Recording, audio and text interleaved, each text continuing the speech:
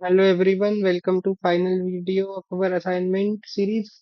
आज हम कवर करेंगे एंड सेमेस्टर एग्जाम का पार्ट 2। इस पार्ट में हम machine learning algorithms, evaluation metrics, big data architecture और डीप लर्निंग के कॉन्सेप्ट को डिटेल में देखेंगे जो क्वेश्चंस में पूछे गए थे। My name is Arpit Singh and I am student of MTech IT fifth semester.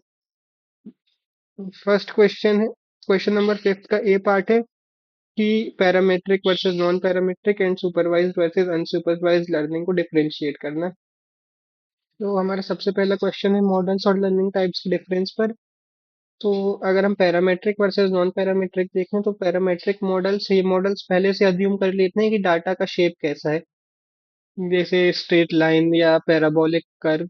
इनके पास फिक्स नंबर ऑफ पैरामीटर्स होते हैं।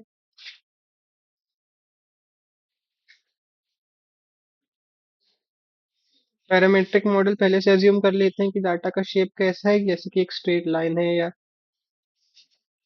पैरामेट्रिक मॉडल पहले से अज्यूम कर लेते हैं कि डाटा का शेप कैसा है, जैसे कि एक स्ट्रेट लाइन है या पैराबोलिक कर्व है। इनके पास फिक्स नंबर्स ऑफ पैरामीटर होते हैं, जैसे कि लीनियर रिग्रेशन। ये फास्ट होते हैं पर अगर अजम्पशन गलत हो तो फेल हो जाते हैं। दूसरा है नॉन पैरामीट्रिक मॉडल। ये डाटा के बारे में कोई स्ट्रॉन्ग अजम्पशन नहीं बनाते। जैसे जैसे डाटा बढ़ता जाता है उनकी कॉम्प्लेक्सिटी बढ़ती है, जैसे कि KNN या डिसीजन ट्रीज। ये फ्लेक्सिबल होते हैं पर सोलो हो सकते हैं। और एक है supervised learning versus unsupervised learning. Supervised learning में जब हमारे पास लेबल डाटा हो, इनपुट और आउटपुट दोनों पता हो, तो हम मॉडल को सिखाते हैं कि एक्स आने पर वाई प्रेडिक्ट करना है, जैसे कि कंप्लेंट क्लासिफिकेशन। और अनसुपरवाइज्ड लर्निंग में जब हमारे पास लेबल्स नहीं होते, हम बस डाटा देते हैं और मॉडल उसमें पैटर्न्स ढूंढता है। जो एग्जांपल है इसका कस्टमर क्लस्टरिंग। अगर हम क्वेश्चन नंबर 5 का बी पार्ट देखें तो इसमें थोड़ा ये इम्पोर्टेंट क्वेश्चन है। इसमें इवेल्युएशन मैट्रिक्स पता करनी है, और एक कंफ्यूजन मैट्रिक्स हमने लिया है जिसमें ट्रू पॉजिटिव की वैल्यू है 40, ट्रू नेगेटिव की वैल्यू है 45, फॉल्स पॉजिटिव की वैल्यू है 5 और फॉल्स नेगेटिव की वैल्यू है 10। तो हम इसे एक एक करके कैलकुलेट करते हैं कि एक्यूरेसी जो है, यानी ओवरऑल कितनी प्रिडिक्शन सही थे। इसका फॉर्मूला होता है TP plus TN by total जितनी वैल्यूज है। तो हम इसमें अगर ये फॉर्मूला लगाएंगे तो हमारे मॉडल की वैल्यू आएगी 0.85, यानी मॉडल 85% एक्यूरेट है। अगर हम प्रेसिजन निकालते हैं तो हमने जिसको पॉजिटिव बोला है हमारे मॉडल ने, उनमें से कितने एक्चुअली पॉजिटिव थे। इसका फॉर्मूला है TP by TP plus FP। अगर हम ये फॉर्मूले को अपने डाटा में लगाएं तो वैल्यू आती है 0.888। ये तब जरूरी है जब फॉल्स पॉजिटिव कॉस्टली हो, जैसे कि स्पैम ईमेल। तीसरा है रिकॉल या सेंसिटिविटी। तो इसका है जो एक्चुअली पॉजिटिव थे उनमें से हमने कितने सही निकाले। इसका फॉर्मूला है TP by TP plus FN। अगर हम अपने मॉडल में लगाएं तो इसकी वैल्यू आएगी 40/50, यानी कि 0.80। ये तब जरूरी है जब बहुत इंपॉर्टेंट हो केस निकालना, जैसे कि कैंसर डिटेक्शन एल्गोरिदम हम मान सकते हैं एग्जाम्पल। चौथा है F1 स्कोर। ये प्रेसिजन और रिकॉल का हार्मोनिक मीन है। इसका फॉर्मूला है 2 into precision into recall divided by precision plus recall. इसको कैलकुलेट करने पर हमारी वैल्यू आती है 0.842। ये एक बैलेंस्ड मैट्रिक है। अगला क्वेश्चन हम देखें तो हमने यहाँ डिस्कस किया रिकॉल और ये F1 स्कोर। अगला क्वेश्चन हम देखें तो क्वेश्चन नंबर 6 का ए।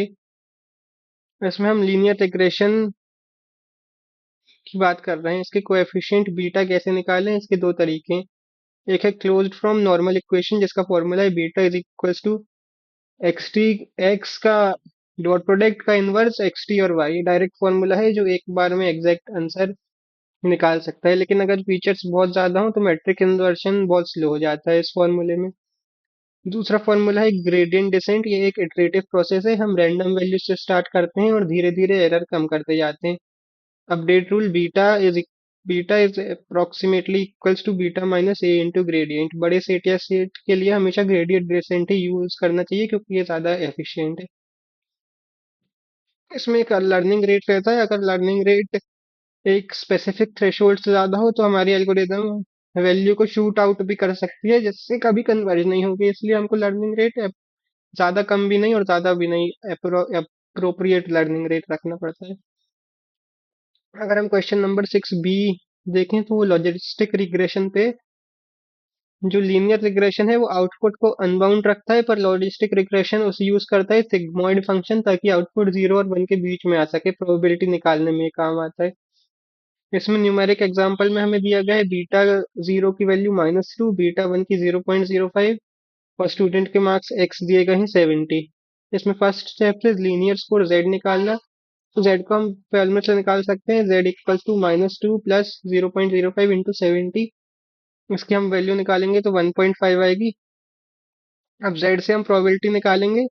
अगर हम p is equal to 1/1 plus E to the power minus Z, इस फॉर्मूले में जेड की वैल्यू रखेंगे तो हमारी वैल्यू आएगी 0.8176।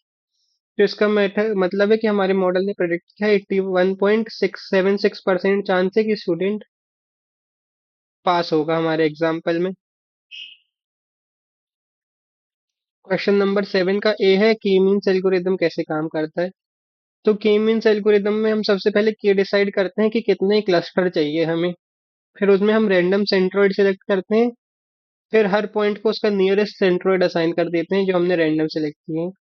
फिर नए क्लस्टर्स का मीन निकालकर सेंट्रोइड्स अपडेट करते हैं, और ये जब तक रिपीट करते हैं जब तक सेंट्रोइड की पोजीशन चेंज होना बंद नहीं हो जाती। अगर हम इसका इशू ये है कि अगर हम शुरू में गलत रैंडम पॉइंट्स चुन लें तो फाइनल क्लस्टर खराब बन सकते हैं। इसलिए क्ले मीन्स की एक अपडेटेड एल्गोरिदम है के मीन्स प्लस प्लस, जो इनिशियल पॉइंट्स को दूर दूर रखता है ताकि रिजल्ट जो है वो स्टेबल आए फाइनल में।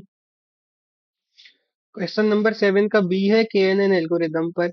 ये सबसे सिंपल एल्गोरिदम है, इसको हम लेजी लर्नर भी कहते हैं। इसका लॉजिक ऐसे काम करता है कि किसी नए पॉइंट का क्लास पता करना है तो उसके आसपास के सबसे करीबी नेबर्स को देखते हैं। अगर 5 में से 3 नेबर क्लास ए के हैं तो नया पॉइंट भी क्लास ए का होगा। डिस्टेंस नापने के लिए हम यूक्लिडियन डिस्टेंस का यूज कर सकते हैं, x2 माइनस x1 का square plus y2 minus y1 का स्क्वायर का होल अंडर रूट। इसमें याद रखने वाली बात यह है कि KNN में फीचर स्केलिंग जरूरी है, वरना बड़े नंबर्स वाले फीचर्स को डोमिनेट करेंगे लेंगे। मतलब जो बड़े नंबर्स है वो फीचर्स को बहुत ज्यादा अपने वो कर देंगे कि डोमिनेट करेंगे मॉडल को, ताकि छोटे फीचर्स ज्यादा इन्फ्लुएंस नहीं कर पाएंगे फिर। क्वेश्चन नंबर 8 का ए देखें तो कंपैरिजन करना है इसमें ट्री बेस्ड मॉडल का। सबसे पहले डिसीजन ट्रीज।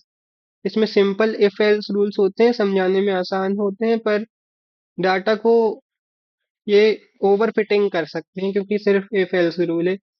रैंडम फॉरेस्ट में बहुत सारी ट्रीज बनाते हैं और उनका एवरेज लेते हैं, जैसे हम बैगिंग भी कह सकते हैं।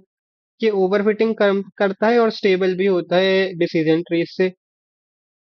और बूस्टिंग मेथड देखें, जैसे कि एडा बूस्ट, ये ट्रीज को सिक्वेंशियली बनाता है और हर नया ट्री पिछले ट्री की गलतियों को सुधारता है। ये एक्यूरेसी में सबसे बेस्ट होता है, पर नॉइज नॉइज और आउटलायर्स के लिए सेंसिटिव होता है ये। क्वेश्चन नंबर 8 का बी देखें तो ये हडूप आर्किटेक्चर पर है। इसमें हडूप कंपोनेंट्स को एक्सप्लेन करना है। सबसे पहले है स्टोरेज लेयर या HDFS। ये फाइल सिस्टम है जो डाटा को छोटे छोटे ब्लॉक में तोड़कर अलग अलग मशीन्स पर स्टोर करता है। ये डाटा रेप्लिकेट भी करता है ताकि फॉल्ट टॉलरेंस रहे।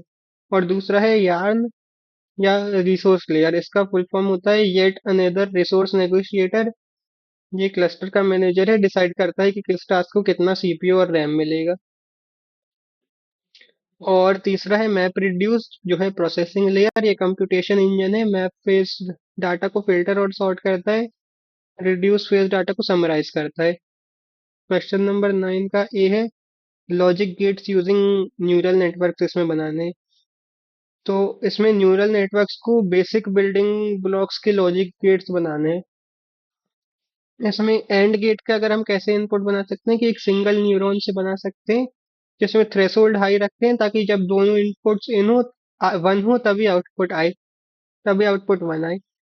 और गेट में हम थ्रेशोल्ड लो रख सकते हैं ताकि कोई भी अगर इनपुट 1 है तो आउटपुट 1 आ जाए। नॉट गेट में नेगेटिव वेट यूज करते हैं, इनपुट 1 होगा तो आउटपुट 0 हो जाएगा।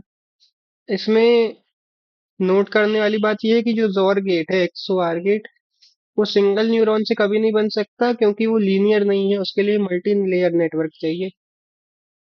क्वेश्चन नंबर 9 का बी देखें तो CNN आरएनएन और गैन्स और ट्रांसफर लर्निंग इसमें एक्सप्लेन करना है। इसमें सीएनएन जो होता है ये इमेजेस के लिए बेस्ट होता है। ये फिल्टर यूज करके इमेज में से एजेस और शेप डिटेक्ट करता है। इसका यूज केस है फेस रिकॉग्नाइजेशन। आरएनएन जो है वो रिकरेंट न्यूरल नेटवर्क है। ये सीक्वेंशियल डाटा के लिए है। इसमें मेमोरी होती है जो पिछले इनपुट को याद रखती है। यूज केस लैंग्वेज ट्रांसलेशन या स्पीच रिकॉग्निशन है इसका। और गैन्स है, इनमें दो नेटवर्क्स लड़ते हैं, जनरेटर और डिस्क्रिमिनेटर। इसका यूज केस है डीप फेक बनाना या जनरेट करना। और चौथा है ट्रांसफर लर्निंग। इसमें हम एक प्रीट्रेन्ड मॉडल जो किसी बड़े डेटा सेट पर ट्रेन हुआ है को अपने छोटा डेटा सेट के लिए यूज करते हैं। ये ट्रेनिंग टाइम बचाता है और एक्यूरेसी बढ़ाता है। सो ये कंप्लीट सोल्यूशन हमारे एंड सेमेस्टर का एग्जाम का था। हमने पार्ट वन और पार्ट टू में डाटा साइंस के बहुत सारे कॉन्सेप्ट्स देखे। और ये असाइनमेंट और एग्जाम प्रिपरेशन की लास्ट वीडियो है। Thank you and thank you for watching.